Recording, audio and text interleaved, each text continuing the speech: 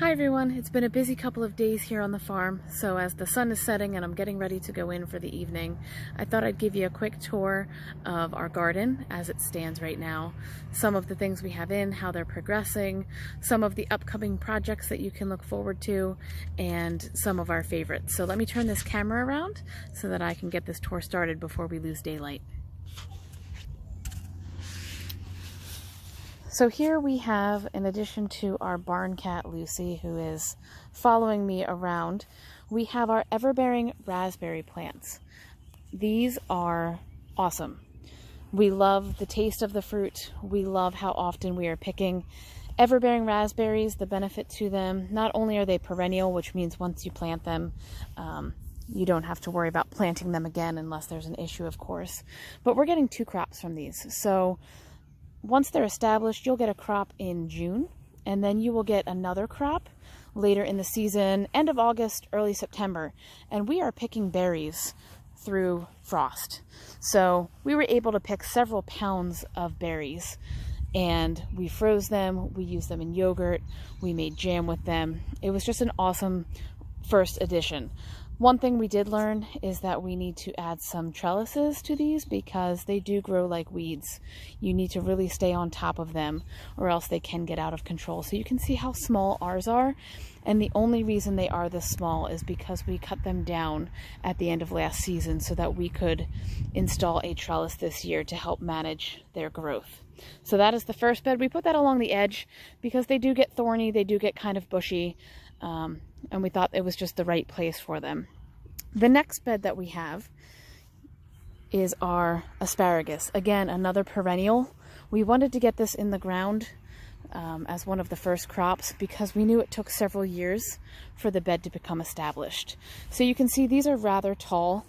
These have gone to fern, which means we're allowing the plant to use its energy in developing the crowns so that next year we can have an even bigger harvest. So you can see these tips here look almost like asparagus, but again, they're starting to open up and they will eventually turn into these tall plants that look rather fern-like, hence the name asparagus fern. We're picking a couple spears a day, but for the most part, our crop is over. You can see we've got a couple down below, but once the stalks get thin, we really allow the plant to store its energy and again work on the crop for next season. One thing we've learned with these as well, you can see that they are already starting to fall over on the weight of themselves. So we will also be installing a trellis. We are making our own plans for this. It became really difficult to mow around these. The wind blows them over. If there are any kind of animals, which there have been deer around, these are very easily knocked to the ground, as you can see. And then it's very hard to maintain. So we're all about doing things to make our lives easier. We both have our jobs. So we'll be putting a trellis here. We'll be sure to update you. You can see that one of our favorite items to use for mulch is grass clippings.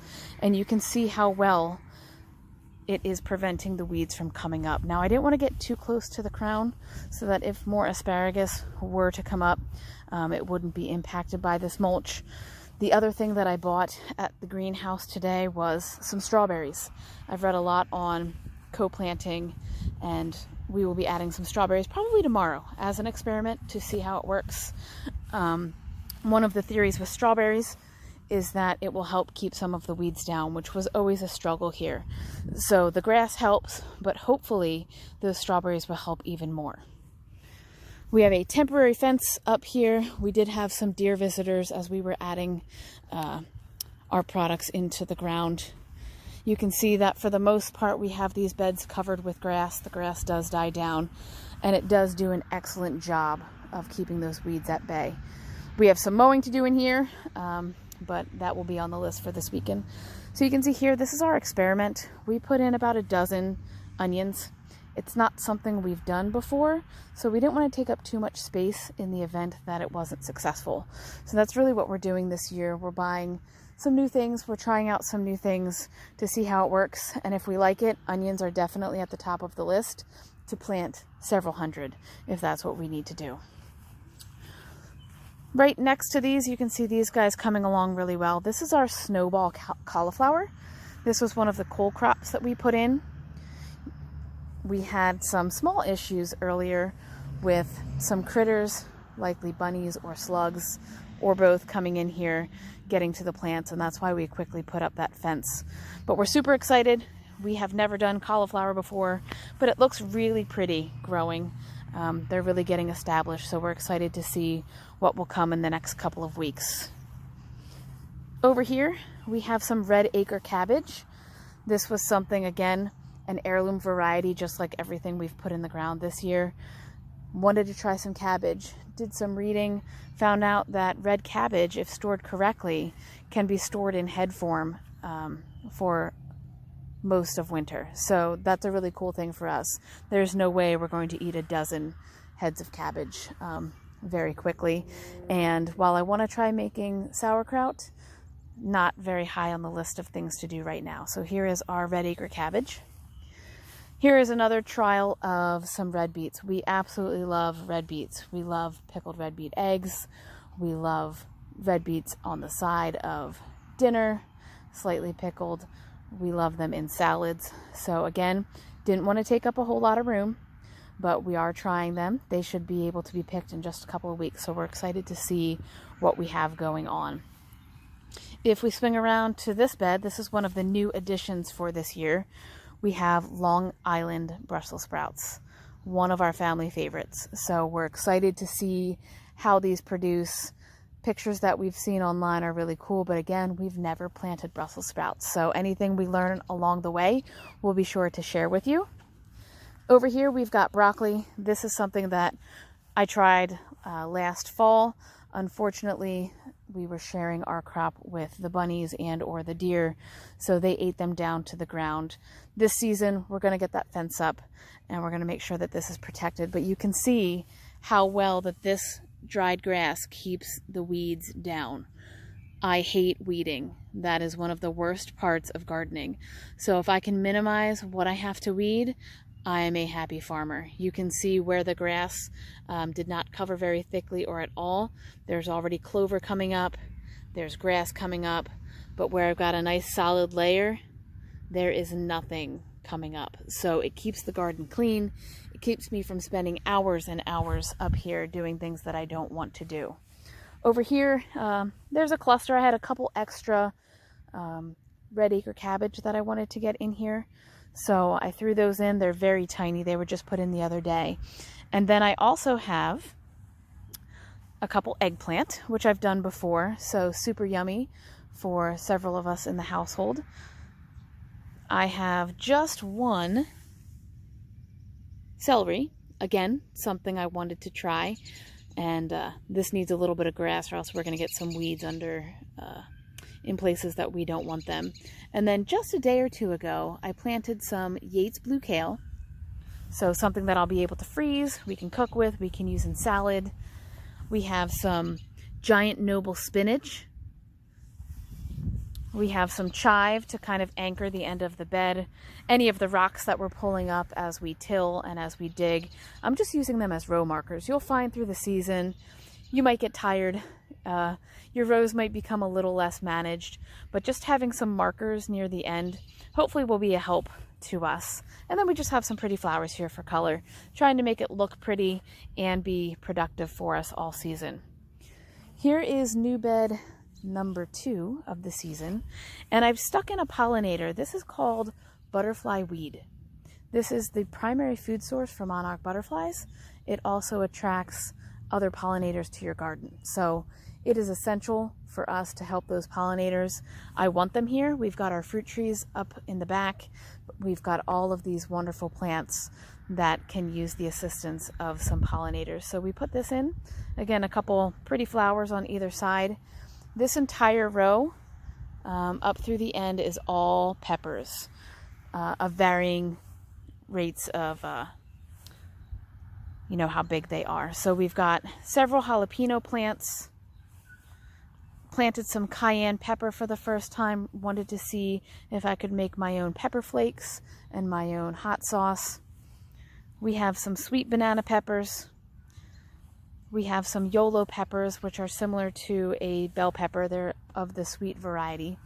And we also have over here a mini bell pepper. You can see I started making cages. Peppers don't usually need quite the support that a tomato plant needs. So really for me, this is just to support the lower part of the plant. Also to deter our barn cats from walking on them. I've got probably 8 or 10 more to make to protect them. It's a lot cheaper than buying the tomato cages, and honestly, a lot more sturdy. At the end here, my good friend Sherry picked up some stevia. I tried growing this before in a pot. Wasn't too successful, so we're going to try and get this in the ground. Hopefully make some stevia syrup so that we can season our meadow tea and all of our other delicious drinks. Up here, we've got new bed number 3, and this part at the end is empty. Our goal here, we're going to add some hoops that we're going to put on cucumbers, honeydew, and watermelon, and those hoops will actually span from this bed to the last new bed that we have in. The other part of both of these beds, we have all different kinds of tomatoes. We have some beefsteak tomatoes, which are great for slicing and salads. You can also use them to make your sauces, but they do require a little bit more cook time. And you can see sporadically throughout, I did add some marigolds. They say that it helps to deter rabbits. We'll see. I've never added flowers into my garden, but I figured if I'm going to be spending some time up here, it may as well look pretty too. The other thing I wanted to point out, one of the things we recycle are eggshells. So in each of these holes, when the tomato plants were planted, I crushed up some eggshell because tomatoes like the calcium from the shell. So all winter long, I was saving the eggshells to use in the garden. We will see how that works as well. A couple of pretty flowers and some rock markers that were dug up. And over here, again, more tomatoes, more marigolds, but I do need to make the cages. So we have expanded from last year. Need a couple hours of free time to get the cages in so that we can protect our plants. This wire we got from Lowe's. We made our own cages. It worked really well last year to keep those tomato plants sturdy. This was something we learned from one of my good friends, Mary. She said, you know, you want the sturdiness of these cages. You don't need to spend the money for the smaller tomato cages, which end up collapsing on themselves.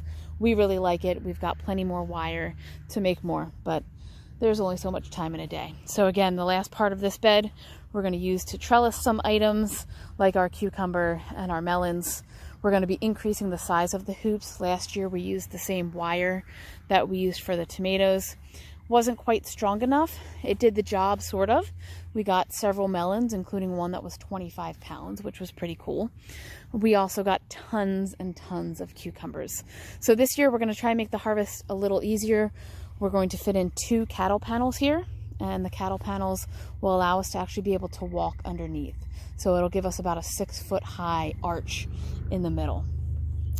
All of these beds will be covered with grass. So that is one of our other items that we will be taking care of over the next couple of days. We've got to mow some of these areas in between, and then we're going to use those clippings from our grass to keep those weeds at bay.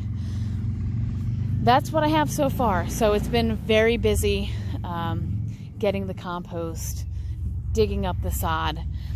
If we're lucky, we may put a bed perpendicular over there where we will add some other items that we'd like to try.